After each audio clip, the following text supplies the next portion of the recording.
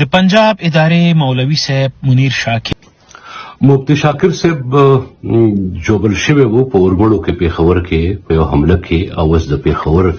لډرینګ روغتون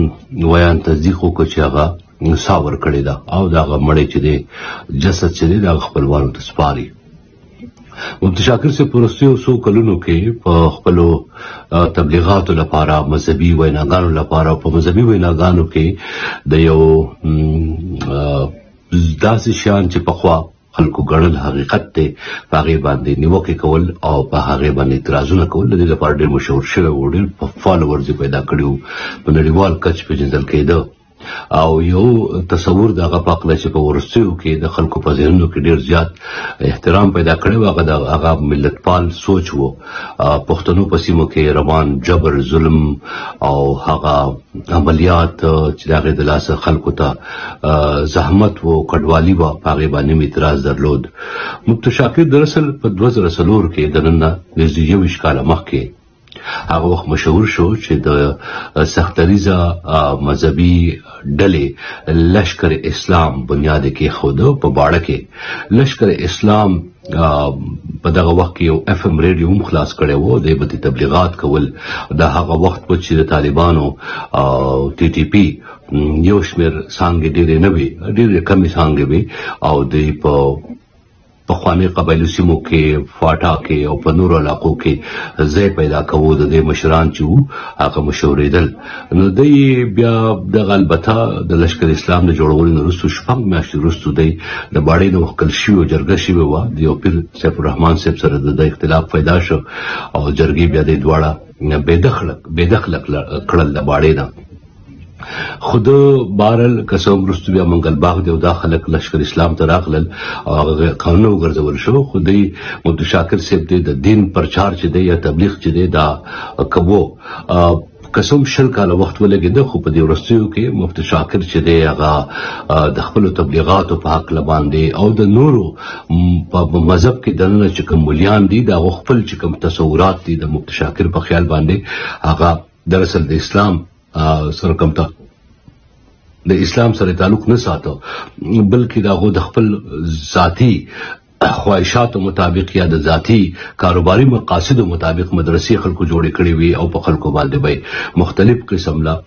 عملیات کول. مفتی شاکر د مذهب کې دننه د پیرۍ مریدۍ او د دا قسمه جنجالونو ډېر مخالف و. هغه باندې د لومړنۍ حمله نه وه، دې نه مخکې پې څو حملې شوې وې،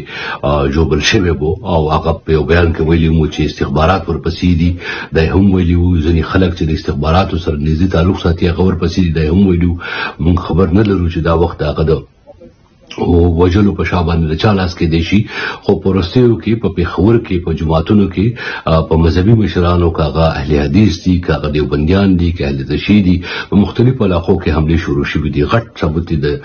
دارالعلوم حقانیه دی، پای کې حمله وشوه، د هغې وروستو پیښور کې نورې حملې وشوې. یو شمېر مذهبي مشران سیاسي مذهبي مشران په پیښور کې مردان کې دې سیمو کې ووژل شو. نو پښتانه په وروستیو کې قام پرست ملتپال او بشري حقوقو لپاره کار کوونکي پښتانه دي، هغه که د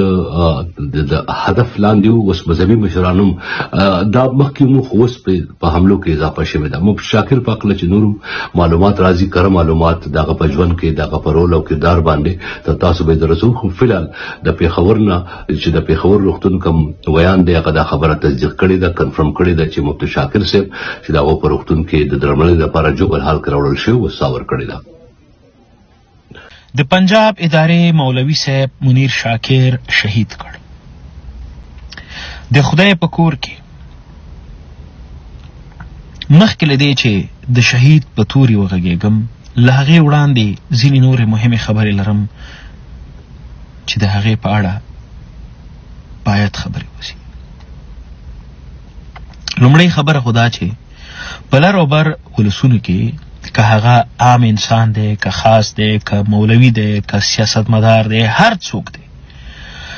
که د پښتون قام د افغان ولس د حق خبره یې وکړله،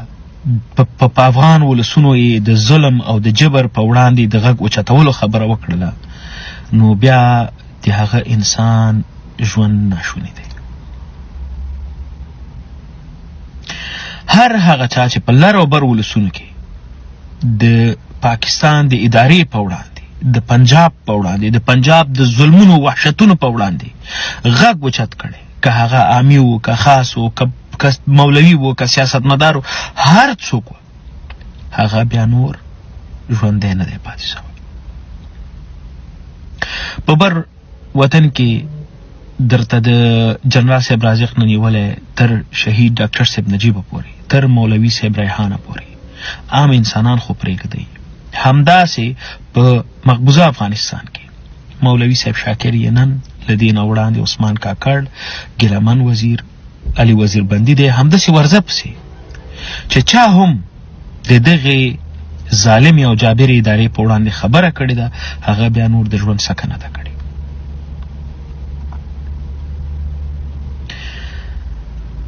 پښتنو راویښ شئ، والله په بالله ډېر زیات ناوخته دی. دښمن مو دومره هوښیار او چالاکه دی چې یو خو یې پښتانه په خپلو منځونو کې اچولي، په قوم یې تقسیم کړي، او بیا یې په سمتونو تقسیم کړي، بیا یې په منځ کې یوه بله کرښه ورتېره کړې ده، بیا یې په لر او بر باندې موږ او تاسو ویشلي. نسل مو راته له منځه وي، والله په بالله. او راځمه د شهید د توري په اړه باندې.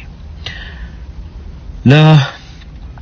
کمې ورځې چې انګریز له دې خاورې تللی، موږ ته یې په ډکشنري کې ځینې لغات سبسټیټیوټ کړي دي، چې ځینې لرې کړي او د هغه پر ځای یې موږ ته ځینې نور لغات ځای پر ځای کړي. له کمې ورځې چې د غازي ټکی زمونږ د پښتنو له ډکشنرۍ لرې شوی او د هغه پر ځای یې د شهید ټکی ځای پر ځای کړی، د شهید لغت یې ځای پر ځای کړی، بیا پښتنو ښه ورځ نه ده لیدلې. په دې خبرې باندې لږ غور وکړئ. هو مولوي صاحب شاکر ته به موږ د جنت دعا وکړو. هغه خپل حق د خپلو ولسونو په وړاندې ادا کړ او نور لاړ.